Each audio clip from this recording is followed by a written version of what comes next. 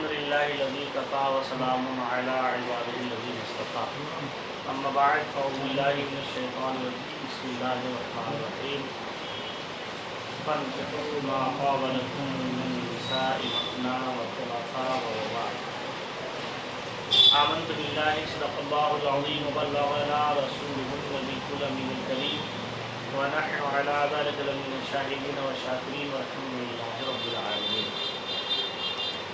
عرض معروف سے پیش پر ایک مرتبہ انتہائی محبت کے ساتھ تشریف لیجیے۔ اللہم صلی علی سیدنا و شفیعنا و مولانا محمد وبارک وسلم صلاۃ و سلام علیک یا رسول اللہ صلی اللہ تعالی علیہ وسلم۔ اللہ تبارک و تعالی نے قرآن مقدس میں ارشاد فرمایا فانکحوا ما طاب لکم من النساء فانکحوا ما طاب لکم من النساء مثنی وثلاث ورباع،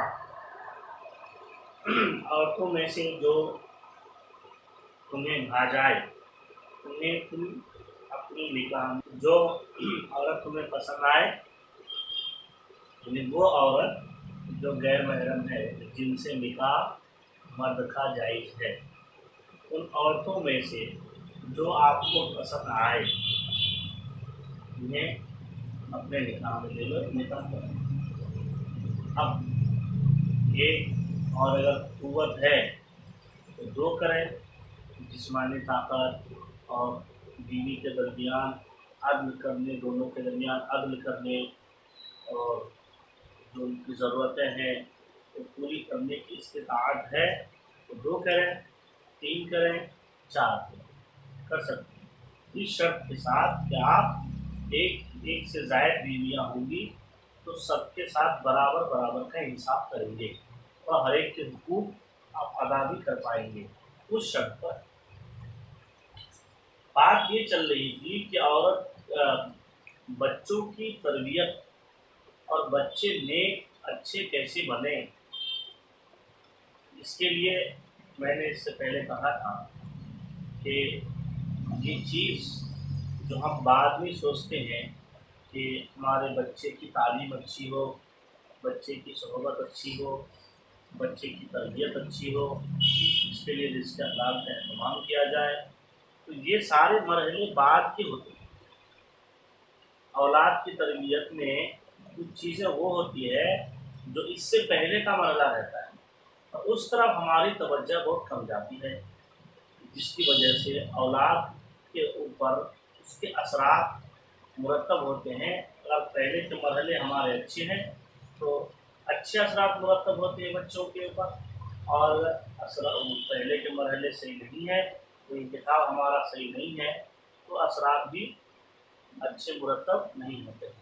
مثلا اس سے پہلے میں نے بتایا تھا کہ انسان جو غذا کھاتا ہے اس سے خون بنتا ہے اور اس خون سے نطفہ بنتا ہے، نطفے سے اولاد پیدا ہوتی ہے۔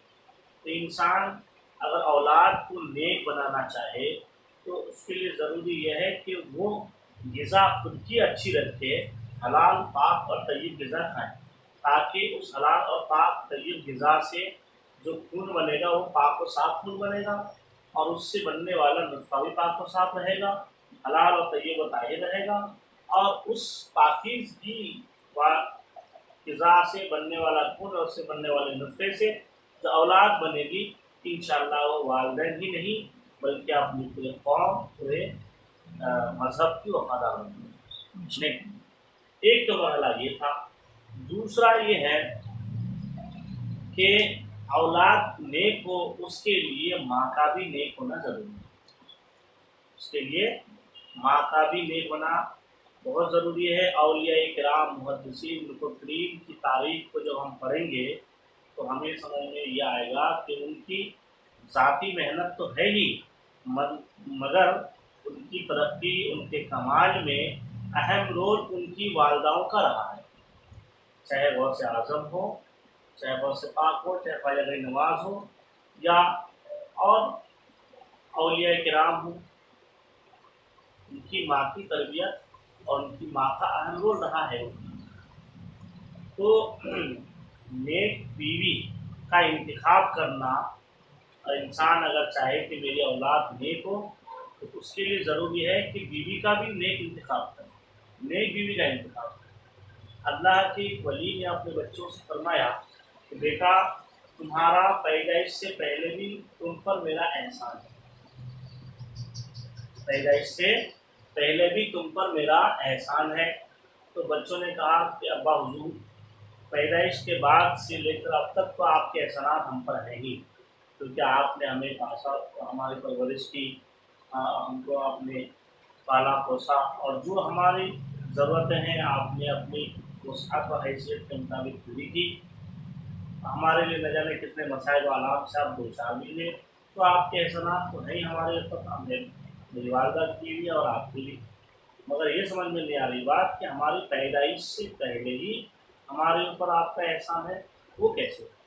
تو انہوں نے کہا بیٹا، وہ احسان تو میرا تم پر بہت بڑا احسان ہے، وہ یہ ہے کہ میں نے تمہارے لیے ایک نیک اور اچھی ماں کا انتخاب کیا، یہ تم پر میرا احسان ہے پیدائش سے پہلے، کیونکہ تم میری اولاد ہو۔ اگر میں کسی بھی میں عورت سے شادی کرتا تو تم میری اولاد ہوتے، مگر میں نے تمہارے لیے تمہاری ماں جو عابدہ زاہدہ ہے، ان کا انتخاب بہت مشکل سے کیا، کافی جستجو، کافی محنت کے ساتھ۔ تو یہ اچھی عورت کا انتخاب کر کے، تمہاری اچھی ماں کا انتخاب کر کے میں نے تم پر احسان کیا۔ اس سے پتہ یہ چلا کہ ایک مرحلہ ہماری شادی کے جو دور رہتا ہے انتخاب میں، تو اولاد کو نیک بنانے کے لیے ایک مرحلہ وہ بھی رہتا ہے جس کی طرف ہماری توجہ بہت کم ہے۔ اور عموماً ہوتا یہ ہے کہ لڑکی کا انتخاب، جس لڑکی کے انتخاب کے لیے جس چیز کو معیار بنانا چاہیے، عموماً اس چیز کو معیار نہیں بنایا جاتا، بلکہ اس کے علاوہ دوسری چیز کو معیار بنایا جاتا ہے۔ مثلاً اللہ کے رسول صلی اللہ علیہ وسلم کا فرمان ہے کہ 4 چیزوں کی وجہ سے انسان نکاح کرتا ہے، اور ان چاروں چیزوں کے الگ الگ نقصان اور فوائد ہیں۔ جیسے نمبر 1 کہ کچھ لوگ محض صرف لڑکی کی خوبصورتی کو شادی کا اور نکاح کا معیار بنا، کہ بدن گورا ہے اور خوبصورتی اس کے اندر ہے اور بڑی آنکھیں ہیں، یہ خوبصورتی کو معیار، صرف خوبصورتی کو معیار بنا۔ دوسری وجہ جو شادی کا معیار بناتے، بعض لوگ دولت کو معیار بناتے کہ دولت مند کی بیٹی ہے، ثروت والی ہے۔ بعض لوگ اس کے خاندانی حسب و نسب کو، اعلیٰ نسب، اعلیٰ خاندان کو معیار بناتے کہ اسی خاندان کی بیٹی ہے۔ 3 ہو گئی وجہ۔ چوتھی وجہ کہ کچھ لوگ اخلاق اور کردار کو معیار بناتے۔ سرکار نے فرمایا جو نکاح کے لیے صرف اور صرف حسن کو، خوبصورتی کو، حسن و جمال کو معیار بناتا ہے تو وہ عنقریب شادی کے بعد فتنے میں مبتلا ہوتا ہے۔ فتنے میں ظاہر سی بات ہے، آپ بیوی بہت خوبصورت ہے تو آپ ان کے اوپر شوہر کے شک اور شبہات کے دریچے ہمیشہ کھلے رہتے ہیں، یہ بات کر رہی تو کس سے بات کر رہی، تو اس کے اوپر نگاہ تو نہیں ڈالا، اور یہ چیزیں لے کر کے آپسی اختلافات اور خانگی نظر شروع ہو جاتی ہے۔ اکثر خوبصورتی میں نہیں ہے جس کا یہ۔ دوسری چیز سرکار نے فرمایا اگر کوئی دولت کو معیار بنا کے نکاح کرتا ہے کہ یہاں شادی کروں گا تو کافی دولت ملے گی، مال ملے گا، تو سسرال کی طرف سے دولت تو مل جاتی ہے، مال تو مل جاتا ہے، مگر وہ عنقریب ختم ہو جاتا ہے۔ اللہ کے رسول فرماتے ہیں کہ اللہ تعالیٰ بہت جلد اسے مفلسی میں مبتلا ہوگا۔ تیسری چیز، اعلیٰ خاندان کی مجھے بہت عزت ملے گی، میرا شوہرا ہوگا فلاں خاندان کے داماد ہیں، تو اگر اپنی عزت کے لیے اعلیٰ خاندان کو معیار بنائے صرف نکاح کے لیے، صرف اعلیٰ خاندان، تو وہ انسان عنقریب ذلیل ہوگا۔ اور اگر کوئی نکاح کے لیے صرف اور صرف اخلاق کو معیار بنائے، اخلاق کے کردار کو، تو وہ انسان دنیا اور آخرت دونوں جگہ کامیاب ہوگا۔ سمجھ نا؟ اس میں چیز دیکھیے، लफ्ज़ समझिए, इंसान अखलाक और किरदार को मेयार बनाए। अखलाक और किरदार मेन चीज़ है। अब उसमें मुमकिन है कि वो लड़की खूबसूरत भी हो, बाअखलाक लड़की खूबसूरत भी हो सकती है, और दौलतमंद की बेटी भी हो सकती है, बड़े घराने की भी लड़की हो सकती है। तो यहाँ हमने मेन चीज़ क्या है, अखलाक और किरदार। अब जो बाकी चीज़ें मिल रही वो प्लस में मिल रही। तो अखलाक एक बार सही है तो उनकी दौलत आपको नहीं ले डूबेगी, उनकी खूबसूरती भी आपको लेके नहीं डूबेगी। इसीलिए कि अखलाकमंद होंगी, बाअखलाक होंगी, अमानतदार होंगी, पारसा होंगी, तो फिर उनकी पारसाई की वजह से आप उनके ऊपर शक ही नहीं करेंगे। तो आगे आने वाले जो मुश्किलात के दरवाजे थे वो पहले ही बंद हो जाएंगे। और कोई अगर सिर्फ और सिर्फ खूबसूरती को मेयार बनाता है, सिर्फ, अब इत्तेफाक से हो सकता है उसके अंदर अखलाक हो ना, और अखलाक को मेयार बनाए, तो ये भी मुमकिन है कि खूबसूरत ज़्यादा नहीं भी होगी, और ये भी है कि मुमकिन कि खूबसूरत भी हो सकती है। तो ये चार चीज़ें आज अमूमन यही होता है कि देखा यह जाता है खूबसूरती को मेयार बनाती, फिर कुछ दिनों के बाद घर में शादी आबादी खाना आबादी के बजाय खाना बर्बादी सिलसिला शुरू हो जाता है। फिर कभी शौहर के साथ, फिर कभी सास के साथ, कभी ननद के साथ, तो सब दीगर मसले को लेकर के अब वो शौहर बेचारा परेशान हो जाता है कि मैं आप करूँ तो क्या करूँ। कभी माँ की साइड बोलूँ तो अलग खिताब मिलेगा, बीवी की तरफ से बोलूँ तो अलग खिताब मिलेगा। अब ये नाचाकियों में जो है बेचारा शौहर ये पिसा जाता है।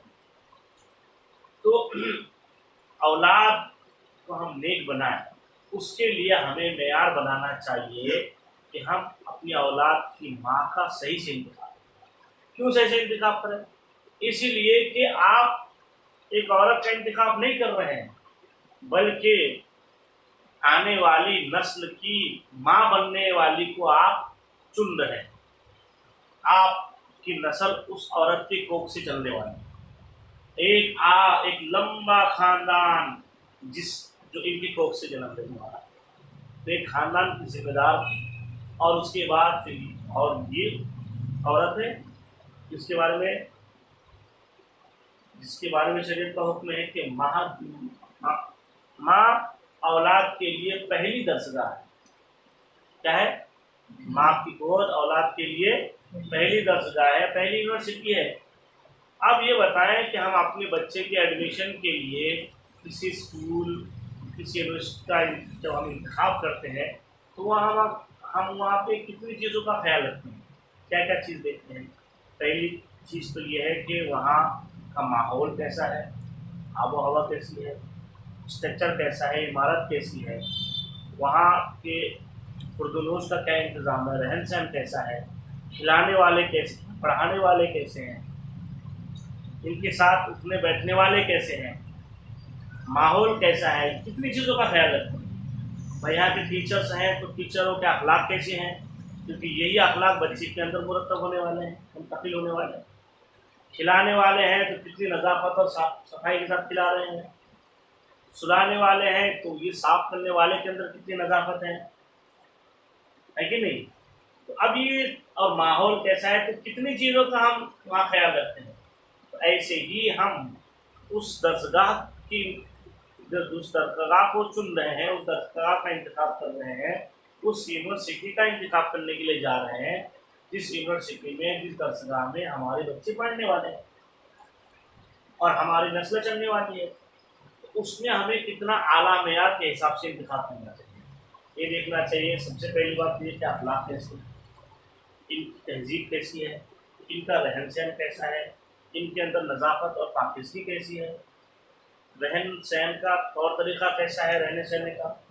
तो ये सारी चीज़ें हमें देखनी चाहिए। बात करने का अंदाज़ कैसा है, कलाम में तल्ख़ कलामी है कि नर्म कलामी है, क्या है, अदब कैसा है, तहजीब कैसी है, सखावत कैसी है, ये सारी चीज़ें हमें देखनी चाहिए। दौलत और शोहरत ये चीज़ तो किसी की गुलाम नहीं और किसी से मिलती नहीं, ये तो मुक़द्दर से मिलती है।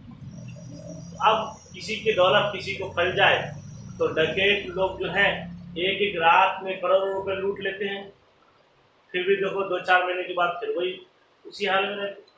करोड़ रुपए हाथ आने के बाद उनको करोड़पति बन जाना चाहिए, और ऐसा नहीं कि एक बार लूटने के बाद वो करोड़पति हो गए, बल्कि फिर 1 साल रुके तो कभी जेल वेल होने के बाद फिर 2-4 साल बाद फिर कहीं और धंधा है, फिर किसी घर में। तो ये चीज़ें हैं। तो किसी की दौलत अगर गसब करके इंसान ले तो वो गलती नहीं है।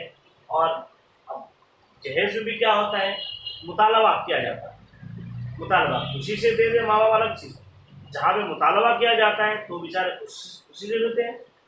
किसान लोग अपनी ज़मीन बेच के, खेती बाड़ी बेच के देते हैं, और शहर के लोग हैं तो कुछ गिरवी रख के या फिर लोन लेकर के या तरह तरह से इंतज़ाम करके देते हैं। अब देने वाले के दिल से पूछिए, करने वाले के दिल से पूछिए।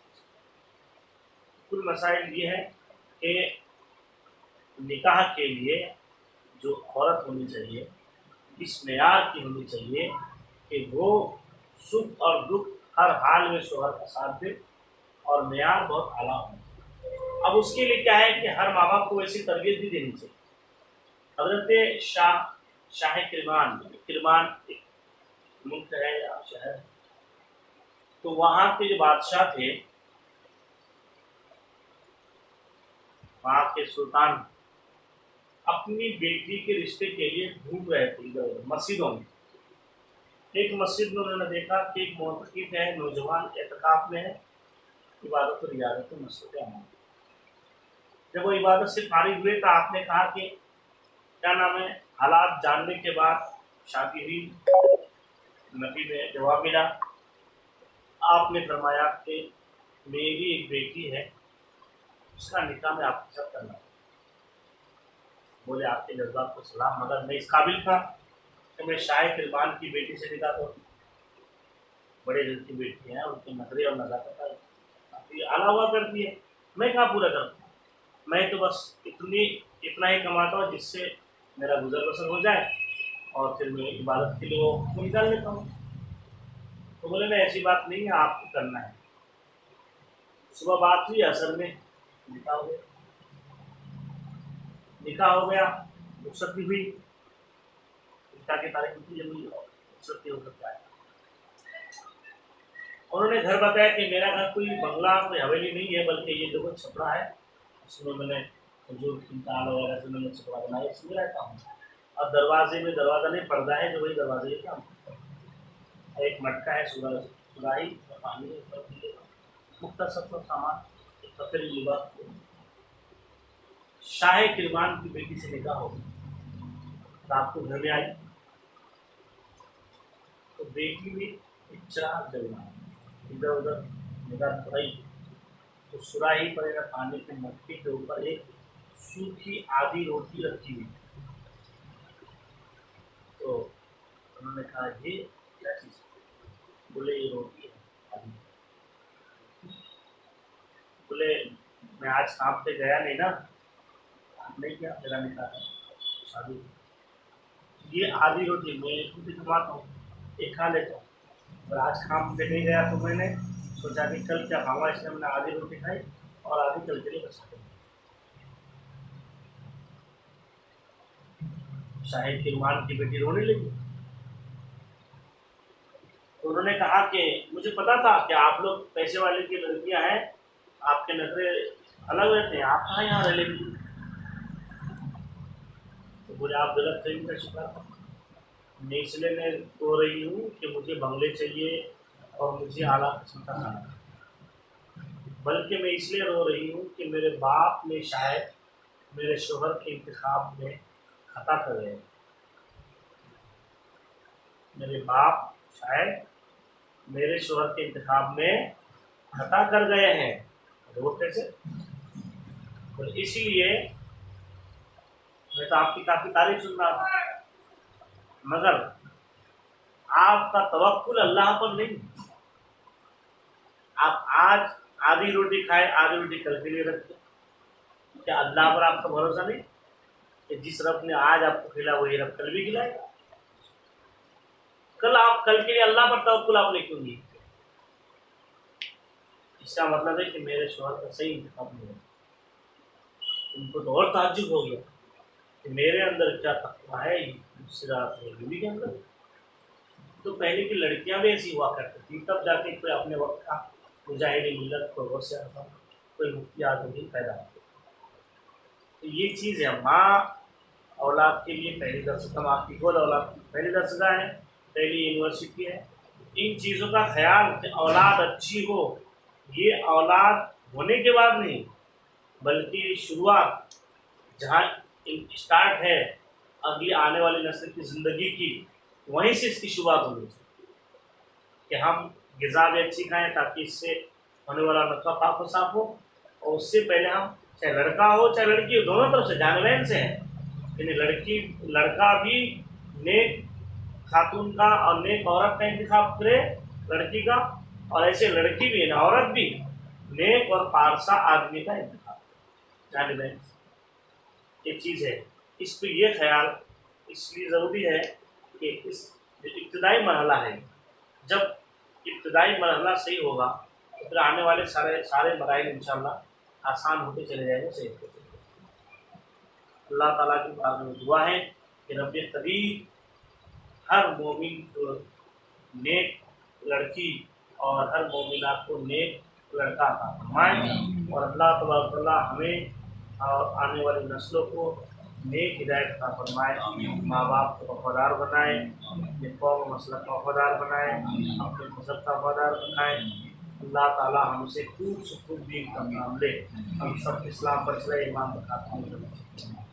قال اللہ تبارک و تعالیٰ فی شأن نبیہ الکریم ان اللہ و ملائکتہ یصلون علی النبی یا ایھا الذین آمنوا صلوا علیہ وسلموا تسلیما۔ اللہم صل علی سیدنا صلاۃ و سلام علیک یا رسول اللہ۔ سبحان ربک رب العزۃ عما یصفون وسلام علی المرسلین والحمد للہ رب العالمین۔ لا الہ الا اللہ۔